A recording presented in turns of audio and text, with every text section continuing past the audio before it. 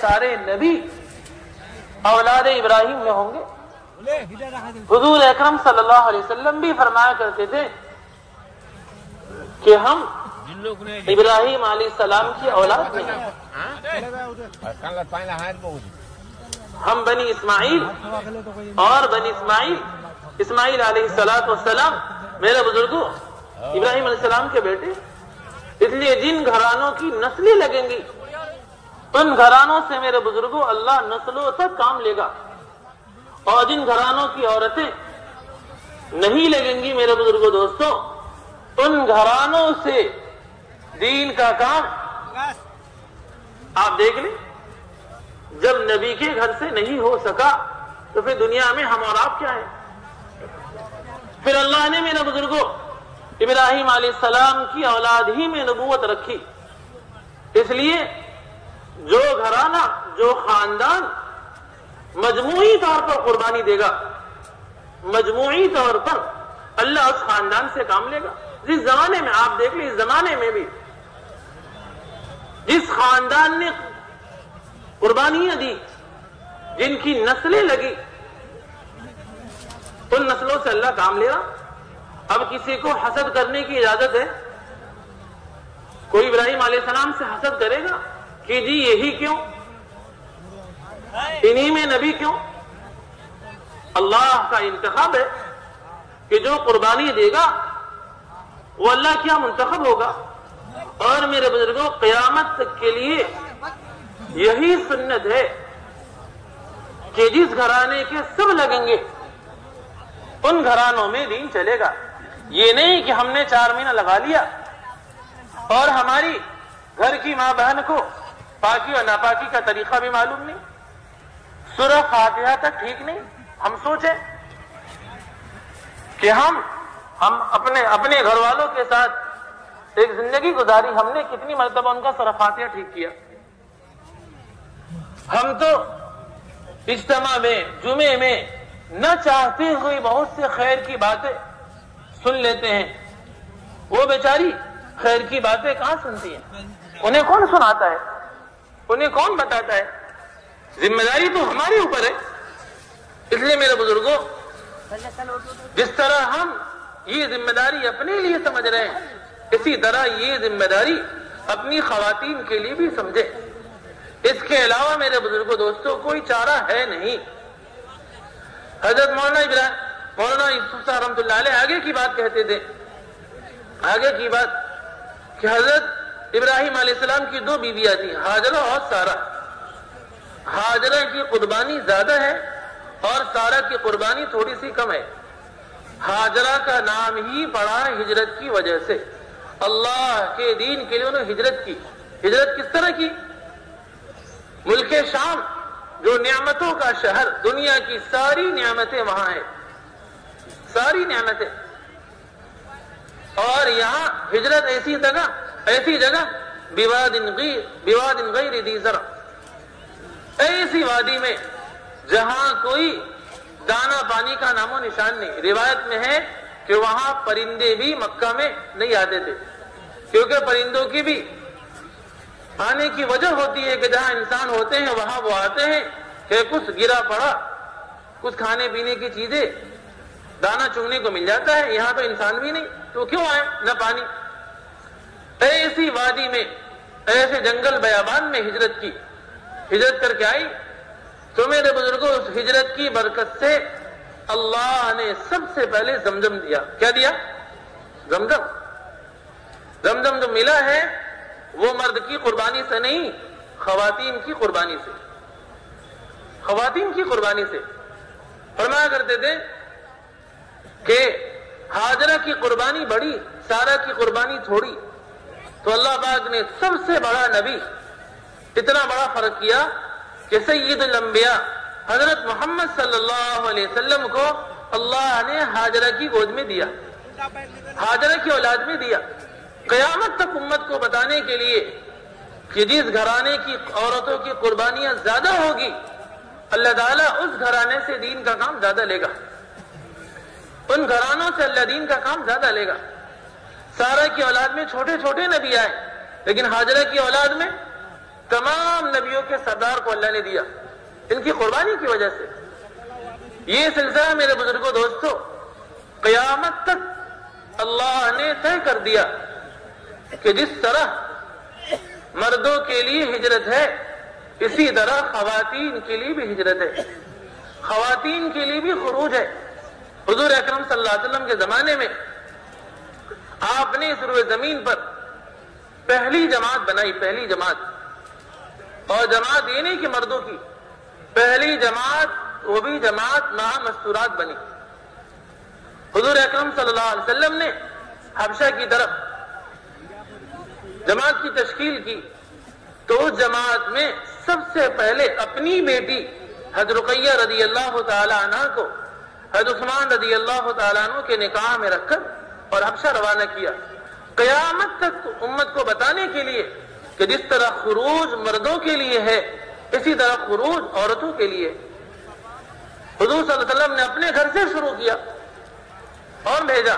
جب یہ جانے لگے تو حضور اکرم صلی اللہ علیہ وسلم نے بطور فخر کے فرمایا ان عثمان اول من ہاجر بأہلہ لوط علیہ السلام، کہ سیدنا لوط علیہ السلام کے بعد یہ پہلا گھرانہ ہے جو اللہ کے دین کے لیے ہجرت کر رہا ہے۔ میرے بزرگوں حبشہ کی جماعت گئی تو جماعت میں صرف مرد نہیں گئے بلکہ روایت میں ہے 83 مرد اور تقریباً 18 عورتیں گئی۔ اسی جماعت میں حضرت اسماء بنت عمیس رضی اللہ تعالیٰ عنہ ایک صحابیہ ہیں، فرماتی ہیں مجھے پتا چلا کہ اللہ کے نبی ہجرت کر کے گئے مدینہ منورہ تو میں یمن سے چلی اپنے قبیلے والوں کے ساتھ، اور جب چلی تو میری کشتی مدینہ کے بجائے حبشہ کی طرف چلی گئی۔ میرے بزرگوں فرماتی ہے میں 7 سال کے بعد واپس آئی ہوں مدینہ منورہ، 7 سال کے بعد۔ اسماء بنت عمیس رضی اللہ تعالیٰ عنہ فرماتی ہیں کہ میں حضور اکرم صلی اللہ علیہ وسلم کے ساتھ غزوت مع رسول اللہ صلی اللہ علیہ وسلم 7 غزوات، کہ خود میں نے اللہ کے نبی کے ساتھ 7 غزوات کیے۔ جس طرح اس زمانے میں مرد نکلا کرتے تھے اللہ کے راستے میں، اسی طرح اس زمانے کی خواتین بھی نکلا کرتی تھی۔ عائشہ رضی اللہ تعالیٰ عنہ فرماتی ہیں کہ ہم ازواج مطہرات میں قرآن اندازی ہوتی تھی، قرآن اندازی نکلنے کے لیے۔ فرماتی ہیں قرآن اندازی میں میرا نام نکل آیا، میں نکلنے کے ارادے سے تیاری کی اور ہار لے کر گئی۔ جب واپسی ہوئی ہماری، میرے بزرگوں بات دھیان توجہ سے سنو، اٹھنے بیٹھنے کا ماحول نہ بناؤ۔ یہ جو ساتھی چل پھر رہے ہیں انہیں ہمارے ساتھی پیر پکڑ کے بیٹھا دے، ہم ایک عمل میں ہیں، کیوں چل پھر رہے؟ جو جہاں ہے وہیں بیٹھ جائے، ان کو بیٹھائیں۔ میرے بزرگوں عائشہ رضی اللہ تعالیٰ عنہ فرماتی ہے کہ قرآن اندازی میں میرا نام نکل آیا، میں گئی، واپسی میں میرا ہار گم ہو گیا۔ حضور اکرم صلی اللہ علیہ وسلم کے خدمت میں گئی، یا رسول اللہ میرا ہار گم ہو گیا، میں ادھار لے کر آئی تھی اپنی بہن اسما سے۔ اللہ کے نبی نے صحابہ کو بلایا ہار تلاش کرو، صحابہ ہار تلاش کرنے میں مشغول ہو گئے، نماز کا وقت ہو گیا اور ہار ملنے کو تیار نہیں۔ تمام کے تمام صحابہ حضرت ابوبکر رضی اللہ عنہ کی خدمت میں گئے غصے کی حالت میں کہ ابوبکر آپ کے بیٹی کی وجہ سے آج ہمارے اوپر اتنی بڑی پریشانی آ رہی کہ یہاں ہم سب کی نماز قضا ہوگی، کہ ہم یہاں وضو نہیں کر سکتے کیونکہ پانی نہیں ہے، پانی کے بغیر وضو نہیں، وضو کے بغیر نماز نہیں، اور آدمی نماز قضا ہو جائے۔ میرے بزرگوں جب امت دعوت پر تھی تو امت کے لیے سب سے مشکل کام تھا فرائض کو چھوڑنا۔ جب سے امت نے دعوت کو ایک فرض کفایہ سمجھا، فرض کفایہ کیا مطلب؟ میرے بزرگوں ہم عام آدمی تو یوں سمجھتے ہیں کہ ایک مردار جنازے کی طرح چند لوگ پڑھ لیں تو ہو جائے۔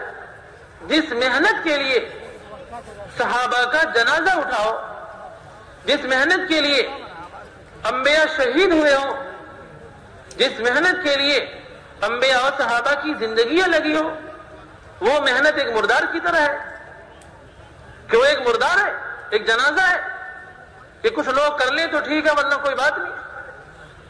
میرے بزرگوں، آپ تصور کریں، آپ سوچیں کہ ہم نے اس محنت کو ایسا بالائے طاق رکھ دیا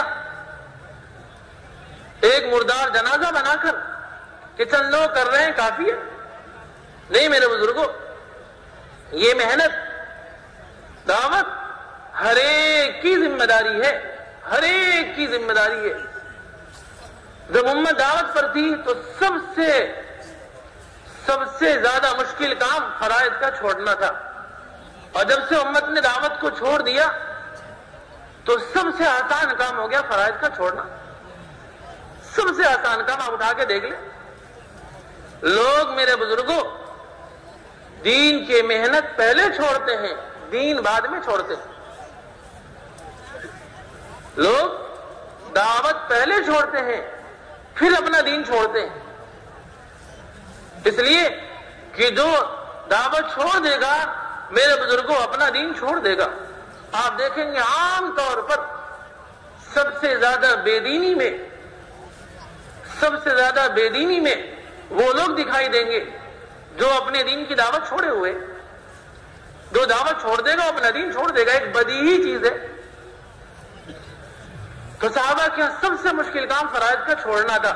صحابہ پریشان، ابوبکر رضی اللہ عنہ حضرت عائشہ رضی اللہ عنہ کے خیمے میں داخل ہوئے، غصے کی حالت میں جب خیمے میں گئے تو دیکھا کہ اللہ کے نبی صلی اللہ علیہ وسلم حضرت عائشہ رضی اللہ تعالیٰ عنہ سے سہارا لگا کر سو رہے، یہ بیٹھی ہوئی اور آپ سہارا لگائے ہوئے۔ روایت میں کہ رسول اللہ صلی اللہ علیہ وسلم فی حجری، تو جا کر کوچے مارنا شروع کیا۔ حضرت عائشہ رضی اللہ تعالیٰ عنہ فرماتی ہیں کہ مجھے چوٹ لگ رہی تھی لیکن میں نے اپنے بدن کو روک کے رکھا، ورنہ حرکت کروں گی اللہ کے نبی صلی اللہ علیہ وسلم کی آنکھ کھلے گی، آپ کو تکلیف ہوگی۔ جب میرے بزرگوں دوستوں عورتیں ہمارے ساتھ ہوں گی محنت میں تو وہ حرکت کی تکلیف بھی گوارا نہیں کریں گی، اور جب ہمارے ساتھ کام میں نہیں ہوں گی تو زبان سے گالی دینے اور ڈنڈا اٹھا کر مارنے میں بھی انہیں کوئی شرم نہیں آئے گی۔ بہت سے دنیا میں مرد ہیں اپنے عورتوں سے پٹتے ہیں، دنیا بہت سے مرد ہیں۔ برکت میں بزرگ سے کہتے تھے کہ جو اللہ رسول کا نافرمان ہوگا اپنے بیوی کا غلام ہوگا، کا وقت کا فرعونی کیوں نہ ہو، وقت کا فرعونی کیوں نہ ہو، بادشاہی کیوں نہ ہو، جو اللہ رسول کا نافرمان ہوگا اپنے بیوی کا غلام ہوگا۔ فرعون کو موسیٰ مل گئے تو فرعون نے کہا اقتلوہ، اس کو قتل کر دو۔ یہی وہ ہے، اس سے پہلے 70,000 بچوں کو قتل کر دیا تھا، 70,000 بچوں کو۔ بیوی نے دیکھا، ایک جھڑکی دی، لا تقتلوہ، خبردار قتل کیے اس کو، عسیٰ ان ینفعنا او نتخذہ ولدا، کہ ہم اس کو اپنا بیٹا بنا کے رکھیں گے، یہ ہمیں نفع دے گا۔ تو میرے بزرگوں بیوی کا غلام بنا، اللہ رسول کی نافرمانی کی وجہ سے آدمی اپنی بیوی کا غلام بھی بن کے رہتا ہے۔ عائشہ رضی اللہ تعالیٰ عنہ نے اپنے آپ کو سنبھالا کہ ایک ہماری حرکت سے بھی تکلیف نہ ہو۔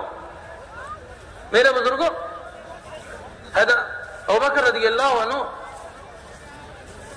حجرے سے باہر نکل گئے، خیمے سے، تھوڑی دیر کے بعد پھر صحابہ پہنچے کہ اب تو سورج نکلنے والا ہے، اب تو نماز قضا ہی ہو گئی، اب کیا کریں؟ اور اللہ کے نبی سو رہے، پانی ہے نہیں۔ پھر غصے میں داخل ہے، پھر آ کر مارنا شروع کیا۔ فرماتی ہیں پھر بھی میں نے اپنے آپ کو اس وقت بھی سنبھالا۔ تھوڑی دیر کے بعد اللہ کی طرف سے اللہ کے نبی پر وحی نازل ہوئی کہ اے ایمان والو، جب تم سفر میں ہو فَإِن لَمْ تَجِدُوا مَاءً، اور پانی میسر نہ ہو، فَتَيَمَّمُوا صَعِيدًا طَيِّبًا، کہ پھر تم تیمم کر لیا کرو۔ میرے بزرگوں تمام کے تمام صحابہ خوش ہو کر ابوبکر رضی اللہ تعالیٰ عنہ کو مبارکباد دینے لگے، کہنے لگے ابوبکر یہ آپ کے آل اور آپ کے بیٹی کی برکتیں ہیں کہ اتنی بڑی آسانی اب ہمارے لیے پیدا ہو گئی، اتنی بڑی آسانی کہ اب پانی نہیں ہے، ہم تیمم کر لیا کریں گے۔ میرے بزرگوں، لوگ یوں کہتے ہیں کہ خواتین نکلے گی تو پریشانی ہوگی، اللہ رسول میرے بزرگوں قرآن و حدیث یوں کہہ رہا کہ جب خواتین نکلیں گی شرائط کے ساتھ، سنت کے مطابق شرائط کے ساتھ، تو اللہ باعتبار امت کے اور باعتبار عالم کے آسانی لائے گا، باعتبار عالم کے اللہ آسانی لائے گا۔ آپ دیکھ لیں عائشہ کی برکت سے میرے بزرگوں امت کو تیمم ملا ہے، اتنی بڑی آسانی جو ملی ہے میرے بزرگوں خاتون کے نکلنے کی برکت سے۔ اللہ تعالیٰ نے میرے بزرگوں جس طرح مردوں کی صحابہ کی صفت بیان کی سائحون، اسی طرح اللہ نے صحابیات کی بھی صفت بیان کی ہے سائحات۔ حضور اکرم صلی اللہ علیہ وسلم کا معمول تھا، اس طرح صحابہ اللہ کے دین کے لیے دنیا میں پھرنے والے تھے، اسی طرح صحابیات بھی اللہ کے دین کے لیے پھرنے والیاں تھی۔ حضور اکرم صلی اللہ علیہ وسلم کا معمول تھا عصر کے بعد اور ازواج کے پاس جایا کرتے تھے۔ آپ ایک زوجہ کے پاس گئے، شہد کے بہانے انہوں نے روک لیا، زیادہ وقت لیا۔ باقی ازواج مطہرات نے کہا کہ ہم میں سے جس کے پاس سے بھی گزریں گے ہر ایک یوں کہے کہ یا رسول اللہ آپ کے منہ سے بو مغافیر کی بو آ رہی، ایک بدبودار چیز ہے۔ اللہ کے نبی صلی اللہ علیہ وسلم جس کے پاس گئے سب نے کہا کہ آپ کے منہ سے بدبو آ رہی۔ اللہ کے نبی کو شہد انتہائی پسندیدہ اور بدبو انتہائی ناپسندیدہ۔ آپ نے قسم کھا لیا کہ میں آج سے شہد نہیں پیوں گا، اپنے اوپر حرام کر لیا۔ اللہ تعالیٰ کی طرف سے وحی آئی، یا ایھا النبی لم تحرم ما حل اللہ، اے نبی جی آپ نے وہ چیز اپنے لیے کیوں حرام کر لیا جو چیز اللہ نے آپ کے لیے حلال کر رکھی تھی، صرف اپنی بیویوں کی خوشنودی کی وجہ سے کہ بیوی خوش رہے۔ یہ تو اللہ نے نبی سے کہا، ان سے یوں کہا، ان خواتین سے کہ خبردار اگر تم نے اس طرح کا مظاہرہ کیا، ان تظاہر علیہ، تو کان کھول کر سن لو، فإن اللہ هو مولا وجبریل وصالح المؤمنین والملائکۃ بعد ذلک ظہیر، کہ اللہ بھی، جبریل بھی، اور اس کے علاوہ ایمان والے سب کے سب اور تمام فرشتے اس کے علاوہ سب کے سب تمہارے مقابلے میں اپنے نبی کے مددگار ہوں گے، اپنے نبی کی مدد کریں گے۔ آدمی کہتا ہے ہم کیا کریں، ہم تو چاہتے ہیں لیکن ہمارے گھر کی بیوی نہیں چاہتی۔ میرے بزرگوں، ایک کے مقابلے میں ان تمام لوگوں کی مدد ہے۔ پھر اللہ تعالیٰ نے کہا آگے، اتنا ہی نہیں بلکہ آگے کی سن لو کہ اللہ تعالیٰ ان یبدلہ خیرا منکن مسلمات مؤمنات قانتات تائبات عابدات سائحات طیبات وبکارا، کہ اللہ تعالیٰ تمہیں ہٹا کر تم سے پاکیزہ اور تم سے بہتر بیویاں، تم سے بہتر عورتیں جو فرمانبردار ہوں گی، ایمان والی ہوں گی، اطاعت گزار ہوں گی، اور اللہ تعالیٰ نے اس میں ایک صفت بیان کی کہ وہ اللہ کے دین کی محنت اور دین کی دعوت کے لیے پھرنے والی ہوں گی۔ اس لیے میرے بزرگوں، حضور اکرم صلی اللہ علیہ وسلم نے جس طرح مردوں کی تشکیل کی ہے اسی طرح خواتین کی بھی تشکیل کی ہے۔ ام حرام بنت ملحان رضی اللہ تعالیٰ عنہ فرماتی ہے کہ حضور اکرم صلی اللہ علیہ وسلم میرے گھر تشریف لائے، دعوت کیا کرتی تھی۔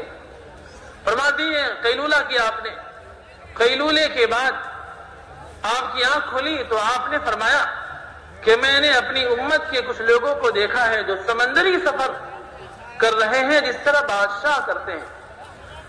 میرے بزرگوں، اس زمانے کا سب سے مشکل سفر سمندر کا سفر ہوا کرتا تھا کہ پتہ نہیں کشتی کس رخ کو چلی اور کہاں پہنچ گئی۔ اتنے دنوں کے بعد واپسی ہوئی۔ اس لیے روایت میں ابن ماجہ شریف کی روایت ہے، غزوۃ البحر، یہ باب باندھا ابن ماجہ شریف نے کہ جو آدمی اللہ کے راستے میں سمندری سفر پر ہو اور اس کی روح نکلنے والی ہو تو اللہ تعالیٰ فرشتوں سے ملک الموت، جو انبیاء کی روحیں بھی ملک الموت ہی نکالتے، اللہ اس ملک الموت سے کہتا ہے کہ تم ہٹو یہ میرے راستے میں آیا ہے، سمندر میں ہے، اس وجہ سے اس کی روح میں خود نکالوں گا، اس کی روح میں خود نکالوں گا، ہو سکتا ہے تم تکلیف پہنچا دو۔ اتنی بڑی فضیلت، جو آدمی خشکی میں شہید ہو اور جو آدمی سمندر میں شہید ہو، روایت میں خشکی کے شہید کے مقابلے میں سمندری شہید کا درجہ 10 گنا بڑھا ہوا ہے۔ جو آدمی میرے بزرگوں خشکی پر شہید ہو، اللہ تعالیٰ اس کے تمام گناہ معاف کر دیتے سوائے قرضہ کے، لیکن جو آدمی سمندر میں شہید ہو، اللہ تعالیٰ کہتے ہیں کہ میں نے تیرا قرضہ بھی معاف کر دیا اور اپنی طرف سے ہم اسے چکا دیں گے۔ ایک عورت کی تشکیل اللہ کے نبی کر رہے ہیں تو کہنے لگی یا رسول اللہ آپ میرے لیے دعا فرما دیجئے کہ اللہ تعالیٰ مجھے بھی اس جماعت میں شامل فرما دے۔ حضور اکرم صلی اللہ علیہ وسلم کے سامنے ایک خاتون یوں کہہ رہی کہ آپ میرے لیے دعا فرما دیجئے۔ اللہ کے نبی نے یوں نہیں کہا کہ دیکھو تم عورت ہو، تمہارا اللہ کے راستے میں جانا حرام اور ناجائز ہے۔ افسوس میرے بزرگوں، دنیا میں باطل کو پھیلانے کے لیے دنیا کی خواتین دندڑا رہی، باطل نے ان کی مردہ تصویر کو استعمال کیا اور ساری دنیا ان کے بے جان تصویر کو استعمال کر کے دنیا میں دندنا رہا۔ حضور اکرم صلی اللہ علیہ وسلم نے اپنے دین کے لیے مردہ نہیں، ان کی زندگی، ان کی روح کی تشکیل کی۔ اللہ کے نبی نے یوں نہیں کہا کہ تمہارا جانا ناجائز اور حرام ہے، بلکہ آپ نے ان کے لیے دعا کی، دعا کر کے پھر آپ لیٹ گئے، پھر آپ نے خواب بیان کیا ایسے ہی، کہنے لگی یا رسول اللہ اس جماعت کے لیے بھی دعا فرما دیجیے۔ آپ نے فرمایا نہیں، انت من الاولین ولست من الاخرین، کہ تم تو پہلی جماعت میں جاؤ گی، دوسری جماعت میں کیسے جاؤ گی؟ کیونکہ پہلی جماعت میں جا کر تم شہید ہو جاؤ گی۔ روایت میں ہے کہ حضور اکرم صلی اللہ علیہ وسلم کا زمانہ گزرا، شیخین کا زمانہ گزرا۔ حضرت عثمان غنی رضی اللہ تعالیٰ عنہ کے زمانے میں اپنے شوہر عبادہ بن صامت رضی اللہ تعالیٰ عنہ کے ساتھ گئی، واپسی پر سواری سے گری اور گردن ٹوٹ گئی، ان کا انتقال ہو گیا۔ آج بھی میرے بزرگوں ان کی قبر ایک جزیرہ ہے سمندر کے بیچ میں، سیپرس قبرس، اس جزیرے میں میرے بزرگوں دوستوں ان کی قبر ہے۔ جس طرح آپ دیکھیں گے صحابہ کی قبریں دنیا میں ہے، اسی طرح صحابیات کی قبریں بھی دنیا میں۔ اس امت کے سب سے بڑے مفتی سیدنا معاذ ابن جبل رضی اللہ تعالیٰ عنہ ہے۔ اللہ کے نبی نے فرمایا تھا اعلم بالحلال والحرام معاذ ابن جبل، کہ میرے امت کے سب سے بڑے مفتی سیدنا معاذ ابن جبل ہے۔ مدینہ سے ہزاروں کلومیٹر دور اردن میں ان کی قبر ہے، جو جماعتیں جاتی ہے وہاں جاتی ہے۔